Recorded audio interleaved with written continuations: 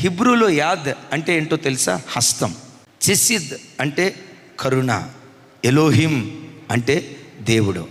యాద్, చెసిద్, ఎలోహిం అంటే కరుణా హస్తము.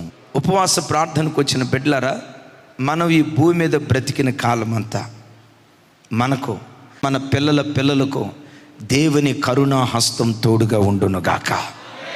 ఆయన కరుణా హస్తం ఒక్కటి నెహెమ్యాకి తోడుగా ఉంది. ఒక్క మనిషి ఒక వ్యవస్థగా మారిపోయాడు. ఒక అద్భుతమైన మాట చెప్తాను. 141 సంవత్సరాల చరిత్రలో ఏ ఇశ్రాయేలీయుడు చేయలేని ఒక ప్రత్యేకమైన కార్యం నెహెమ్యా ద్వారా దేవుడు జరిగించాడు. క్రీస్తు పూర్వం 586 సంవత్సరంలో యెరూషలేము మందిరం పడగొట్టబడింది. ప్రాకారాలు పడగొట్టబడ్డాయి. 70 సంవత్సరాలు అయిపోయిన తర్వాత జెరుబ్బాబెలు నాయకత్వంలో ఇశ్రాయేలీయులు యెరూషలేముకు వచ్చారు. మందిరాన్ని